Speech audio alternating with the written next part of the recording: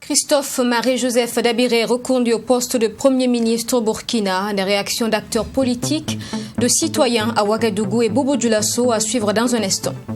Le bal des décorations se poursuit. 68 agents ont été reconnus par la grande chancellerie pour leur abnégation au travail. Ils sont animés par des sentiments de fierté et de reconnaissance. Et puis enfin, au Mali, l'armée française est accusée d'avoir visé dans un raid aérien des civils réunis pour un mariage. Des dizaines de personnes ont été tuées. L'armée indique avoir mené des frappes, oui, mais qui ont visé surtout des djihadistes. La polémique enfle depuis dimanche. Bonsoir, bienvenue dans ce journal. Christophe Marie-Joseph Dabiré a été reconduit hier au poste de Premier ministre du gouvernement burkinabé. Cette confiance renouvelée en l'homme est le résultat de la mise en œuvre de la vision du président du Faso. Retour sur quelques actions du gouvernement Dabiré annoncées, dont la déclaration de politique nationale le 18 février 2019. On en parle avec Abdoulaye Migné. Devant les députés le 18 février 2019, Christophe Joseph Marie Dabiré fait sa déclaration de politique nationale qui constitue sa contribution à la réalisation du programme de société du président Roch-Marc Christian Kaboré, un programme qui s'articule autour du plan national de développement économique et social PNDS. L'objectif, bâtir avec le peuple un Burkina Faso de démocratie, de progrès économique et social, de liberté et de justice. Le successeur de Paul Kaba-Thiéba axe sa politique sur 5 principaux axes: relever le défi sécuritaire, renforcer la cohésion sociale, restaurer la gouvernance vertueuse, renforcer le capital humain et dynamiser l'économie nationale. Cette politique, validée par le Parlement, marque le début des actions du gouvernement Dabiré pour la mise en œuvre du PNDS. Ce plan a permis, sur le plan sanitaire, de poursuivre la politique de gratuité des soins des femmes et des enfants de moins de 5 ans, la mise en œuvre de la couverture assurance maladie universelle, la réalisation d'infrastructures de santé et l'octroi de 350 ambulances aux communes pour faciliter l'accès aux services de santé. Dès la survenue de la maladie à coronavirus, un comité de riposte est mis en place et présidé par Christophe Dabiré pour la mise en œuvre du plan de riposte. Sur le plan de l'éducation, le gouvernement Dabiré a réalisé des infrastructures scolaires, chose qui a permis de normaliser des écoles et résoudre le problème des écoles sous paillotte.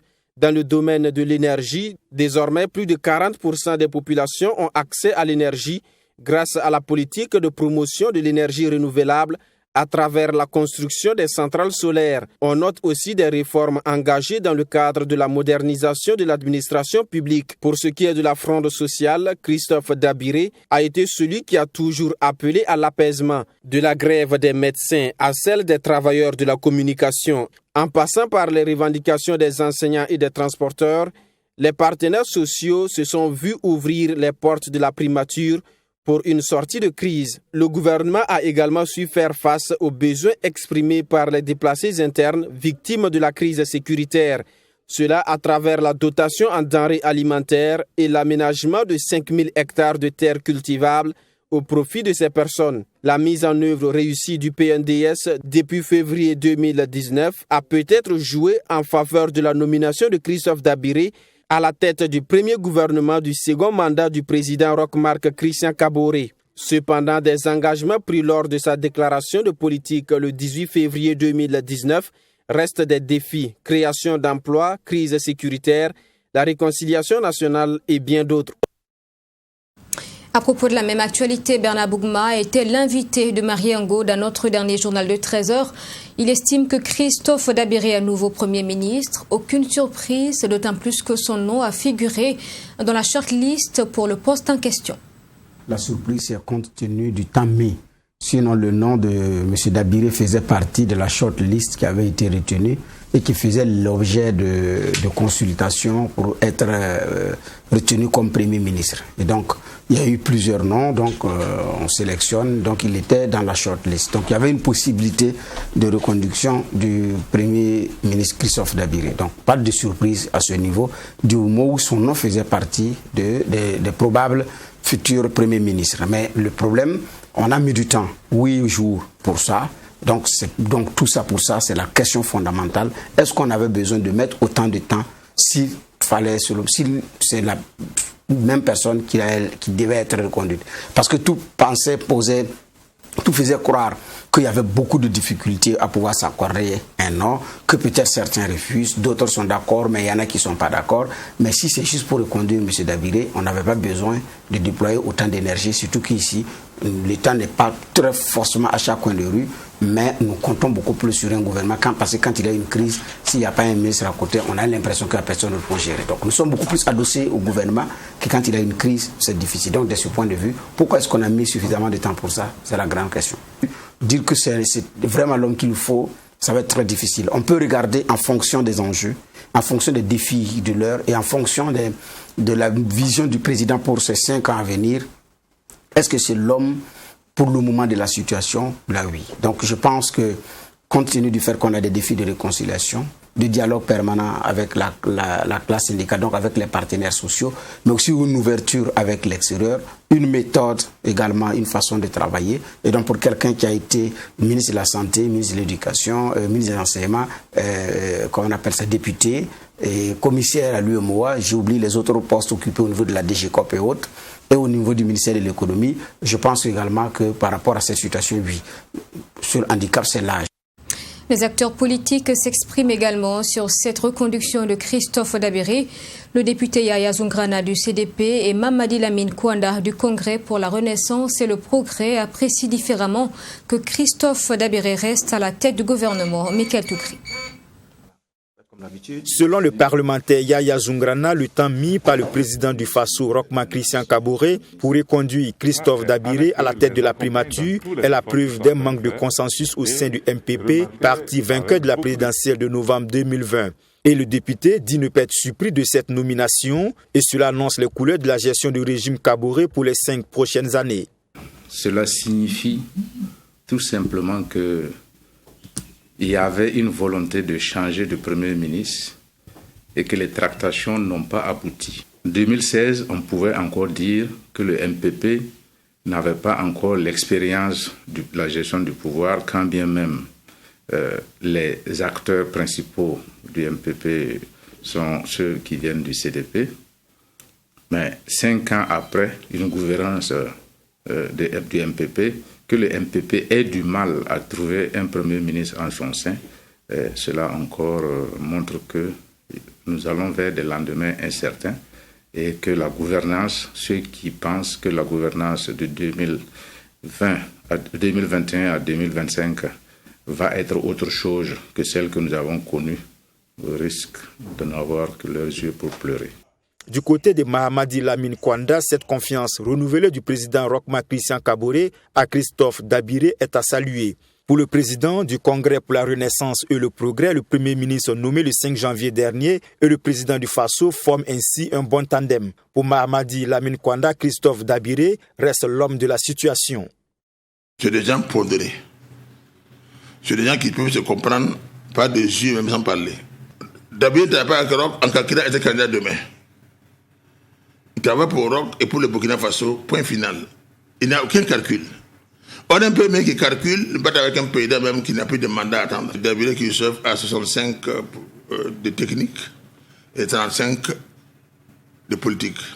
Donc il connaît le milieu politique comme sa poche. Les mêmes raisons qui ont motivé le président Roch à maintenir chaque année à l'Assemblée.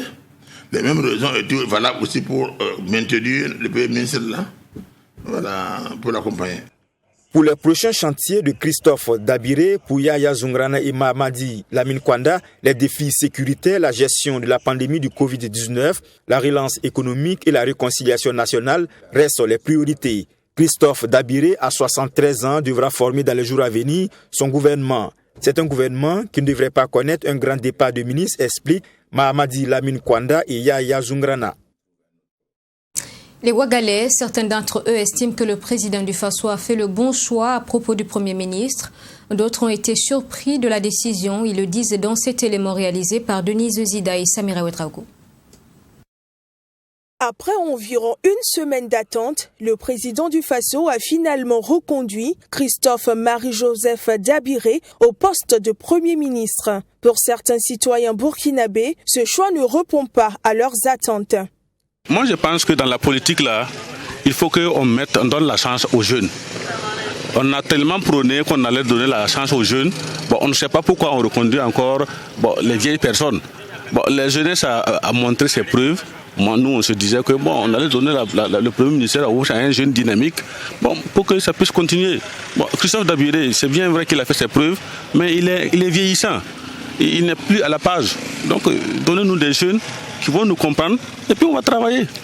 C'est le même président qui a reconduit ses ministres.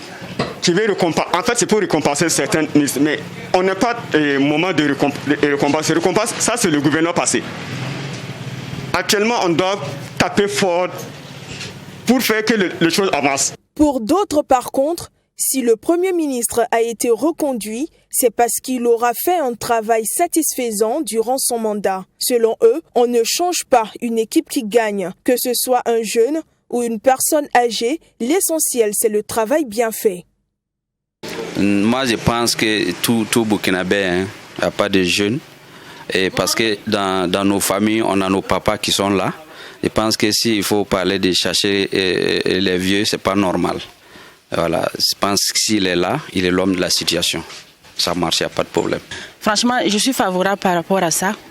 Parce que c'est vrai que certains diront qu'il fallait un jeune. Mais moi, je trouve que c'est les idées plutôt qui comptent. Voilà. Et les 2 ans qu'il a déjà fait, il a beaucoup travaillé. Nous avons vu l'évolution au niveau de tout le Burkina, les routes, au niveau des infrastructures, au niveau des conditions de la femme, des enfants. Voilà. Donc, franchement, je n'ai pas d'objection par rapport à ça. Maintenant, ce qu'on souhaiterait, c'est qu'il continue dans cette lancée-là. Voilà. Et qu'il renforce ce qui a déjà été commencé. Voilà. Surtout en faveur des femmes. Leur autonomisation et à travers les enfants également. Voilà. Oui, c'est une bonne chose. Quel que soit le choix du Premier ministre, je pense que nous devrons faire un front unique autour de cette personnalité et l'aider à réussir son mandat. Et rien ne sert d'avoir, en tout cas, des points de discordance ou qui ne peut pas nous apporter la paix au Burkina Faso. Parce qu'il vient pour une mission d'État. Peut-être après quelques ans, quand on va se rendre compte que, en tout cas, l'objectif n'est pas atteint, il pourrait être remplacé par quelqu'un d'autre. On a toutes les compétences au Burkina Faso. Ça peut être au niveau de la jeunesse, comme ça peut être au niveau des personnes âgées. Je pense qu'il a toujours de l'énergie pour apporter quelque chose pour la construction du pays. Qu'à cela ne tienne, le chef du gouvernement est attendu sur plusieurs fronts. Les plus gros chantiers que les Burkinabés souhaitent voir s'améliorer sont les questions sécuritaires, sanitaires, économiques et la question de la réconciliation nationale. Des réactions également de Burkinabés de la ville de Sia. Comment ont-ils accueilli la nouvelle nomination de Christophe Dabiré? Quels sont les défis qu'ils pensent être ceux de ce Premier ministre reconduit et de son gouvernement? Propos recueillis par Joseph Koudgou. Moi, je pense que c'est bien réfléchi, étant donné qu'il connaît déjà les problèmes, les préoccupations des Burkinabés. La preuve en est que depuis son arrivée, moi, ce que j'ai remarqué, le climat de la tension sociale était vraiment baissé. Bon, les gens voyaient au moins l'esprit d'aller de l'avant. Donc, voilà un peu ce que je pense. Moi, je dirais que c'est une surprise pour moi, en ce sens que c'est un ancien nouveau Premier ministre. Voilà. Puisque moi, je n'ai pas compris que l'ancien Premier ministre l'ait reconduit et il fallait mettre tout ce temps pour reconduire quelqu'un qu'on avait déjà expérimenté. Donc pour moi, c'est là où se situe cette surprise-là. Si c'était une nouvelle personne, je me disais que non, peut-être on allait mettre un temps, voilà, pour nous faire sortir cet oiseau rare. Maintenant que c'est un ancien Premier ministre qui est reconduit, pour moi, à mon humble avis, on n'avait pas besoin de tout ce temps-là. C'est une bonne chose, vu qu'il a de l'expérience, il va mettre son expérience à la disposition du gouvernement, du peuple burkinabé. Vu la situation actuelle du pays, je me dis quand même qu'on lui donnera tout ce qu'il faut pour s'organiser afin de nous mettre en sécurité. Et c'est pas trop mauvais, ça va, parce que quand tu vas bien remarquer, le monsieur aussi, il n'a pas reconduit dès le départ. Ouais, il est venu, je vais dire, presque à la fin du premier mandat. Donc je crois qu'il peut reconduire encore pour former le nouveau gouvernement maintenant et puis aller en avant. Selon moi, en tout cas, c'est bon. Je dirais qu'en tant que jeune, on devait promouvoir au moins la jeunesse. Parce que je ne trouve pas qu'un vieux de plus de 70%, avec une population à majorité jeune qui a moins de 35%, un vieux de plus de 70 ans puisse être en phase avec leurs aspirations. Il fallait juste promouvoir la jeunesse, je pense. Sinon, si on veut demander pour ou contre, je dirais que je suis contre en tant que jeune. J'aurais voulu un jeune qui soit en phase avec les aspirations de la jeunesse être nommé. Nous avons voté un président, n'est-ce pas? Nous avons eu confiance en lui. Et je crois que ce président aussi a eu confiance à quelqu'un qui a déjà eu à travailler avec lui et qui l'a reconduit. Je trouve que c'est une bonne chose. S'il est capable d'assurer en temps normal, opportun, c'est que le pays a besoin. Autre actualité dans ce journal, le bal des décorations, je vous le disais en titre, se poursuit à la grande chancellerie. 68 médailles ont été décernées aux agents les plus méritants. Une distinction qui, pour les récipiendaires, témoigne de la reconnaissance de la nation. Également, vient comme une invite à plus d'ardeur dans le travail. La cérémonie de décoration a eu lieu aujourd'hui. Serge Bado pour les images. Conseiller technique au ministère du Commerce, de l'Industrie et de l'Artisanat, Charles-Eugène Naboulé, est élevé au rang de commandeur de l'ordre de l'étalon, une distinction qui symbolise et récompense ses efforts au service de la nation. Le récipiendaire s'en réjouit et trouve en cela un moyen de servir encore davantage son pays. Le sentiment que j'éprouve est un sentiment d'abord de fierté, ensuite de reconnaissance.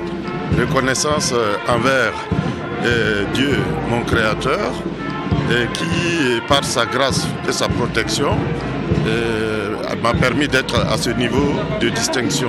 Je dédie cette médaille à l'ensemble de mes collaborateurs, notamment les acteurs du secteur privé, avec qui nous avons bataillé durement pour l'essor économique de notre pays. Et au-delà de la fierté, c'est une invite à aller au charbon et à faire preuve de persévérance et d'abnégation en vie, surtout eu égard aux défis énormes auxquels notre pays fait face. Comme lui, 67 autres personnes ont reçu des distinctions dans diverses ordres, des décorations qu'ils accueillent comme une invite à mieux faire. Cette médaille représente pour moi aujourd'hui une fierté, après quand même 15 années d'expérience dans plusieurs groupes où on a quand même participé aussi à la mise en place d'un écosystème dans ces multinationales qui a permis quand même de pouvoir créer énormément d'emplois donc pour un certain nombre de jeunes.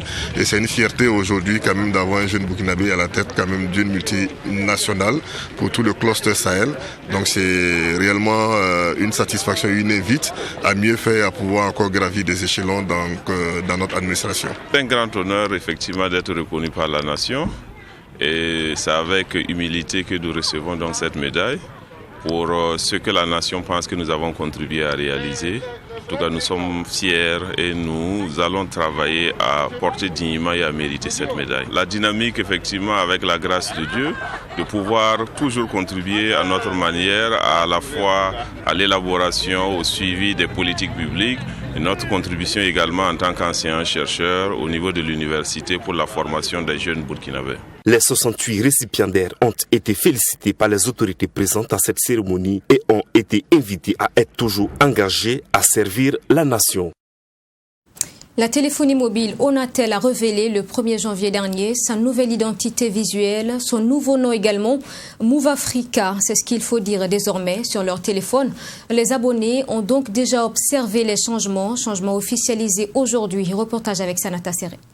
L'honneur me revient de vous annoncer officiellement, mesdames et messieurs, distingués invités, que la marque Onatel devient Move Africa Burkina Faso. L'Office national des télécommunications Onatel évolue désormais sous la marque commerciale Move Africa, à l'instar de toutes les filiales du groupe Maroc Télécom. La création de cette marque continentale, selon le directeur général de Move Africa Burkina Faso, est une étape de la matérialisation de la vision de l'opérateur Maroc Télécom au sein duquel il évolue depuis 2006. Le lancement officiel de la nouvelle marque commerciale Move Africa que nous matérialisons à travers cette cérémonie, ce jour 6 janvier 2021, répond non seulement au besoin d'harmoniser l'identité visuelle de notre entreprise avec l'évolution des activités dans le secteur des télécommunications, mais aussi et surtout à la nécessité de présenter au public une société membre d'un grand groupe de télécommunications qui est Maroc Télécom. Un groupe africain aux ambitions panafricaines qui croit en l'Afrique, qui investit en Afrique pour les Africains. Avec plus de 70 millions de clients présents dans 11 pays africains, cette marque commerciale, à en croire les premiers responsables, a été créée pour s'adapter aux évolutions de l'écosystème, de l'économie numérique et de mieux répondre aux attentes de la clientèle. C'est permettre aux clients d'avoir affaire à un même groupe. Avant, vous avez différentes marques, donc quand on arrive dans un pays, alors que nous sommes détenteurs, par exemple, d'un abonnement d'une marque, on ne sait pas si les autres marques appartiennent, quelles sont les marques qui appartiennent au même groupe. Aujourd'hui, vous atterrissez dans un pays, vous avez Move Africa, là où vous allez, enfin, dans les 10 pays dont je parlais tout à l'heure. Et donc, ça permet aux clients de s'identifier à ces marques, et ça nous permet, nous aussi, de fédérer nos actions vis-à-vis de notre base de données clients. Par la même occasion, le logo et les signatures de la marque ont été présentés au public. La dénomination juridique et la raison sociale de l'entreprise, faut-il le rappeler, demeure Onatel SA. Les entreprises qui vont également évoluer sous la marque Move Africa sont entre autres Move Côte d'Ivoire, Bénin, Niger, Togo, Moritel, Sotelma et Gabon Télécom. Dans le reste de l'actualité au Mali, la polémique enfle depuis dimanche après que plusieurs personnes ont été tuées dans le centre du pays. L'armée française, qui est accusée, a assuré mardi avoir plutôt frappé des dizaines de djihadistes. Des villageois et une association locale évoquent la mort de ces personnes, des civils donc atteints par un appareil non identifié lors d'un mariage. Beaucoup d'interrogations sur ce qui s'est passé dimanche dans la région de Douenza, dans le centre du Mali. D'un côté, des habitants racontent qu'un hélicoptère a tiré sur des civils rassemblés pour un mariage dans le village de Bounti. Des dizaines de personnes auraient perdu la vie. L'hélicoptère n'a pas été identifié. Question, qui dispose de moyens aériens dans cette région sahélienne ? L'armée malienne et les troupes françaises de l'opération Barkhane. Du côté des autorités maliennes, aucun commentaire. Quant à l'armée française, elle indique avoir mené un raid aérien dans cette région, tout en précisant avoir utilisé des avions de chasse et non des hélicoptères, et surtout avoir visé un rassemblement de djihadistes. Pas de doute possible, assure un responsable militaire français, il n'y avait pas de mariage. Alors, y a-t-il eu 2 raids aériens le même jour dans la même région ? C'est possible, à en croire l'ONG Médecins sans frontières, qui intervient à Douenza. Dans un communiqué publié ce mercredi, MSF dit avoir pris en charge des personnes blessées dans des bombardements sur 2 villages distincts. Mais ces raids ont-ils été menés par les mêmes soldats ? Dans l'opération qui a frappé les civils, est-ce une bavure de l'armée française découlant d'une erreur de renseignement ? À moins que ce soit l'armée malienne qui, par le passé, a commis des exactions contre les civils. En tout cas, plusieurs voix s'élèvent pour critiquer le silence autour de ces événements. 4 jours après l'attaque, on ne connaît pas le nombre exact des victimes. La MINUSMA, la mission des Nations Unies au Mali, a indiqué avoir ouvert une enquête. Et voilà, c'est la fin de ce journal. Merci de l'avoir suivi. Bonne suite de programme sur nos antennes. Je vous retrouve demain à 20h.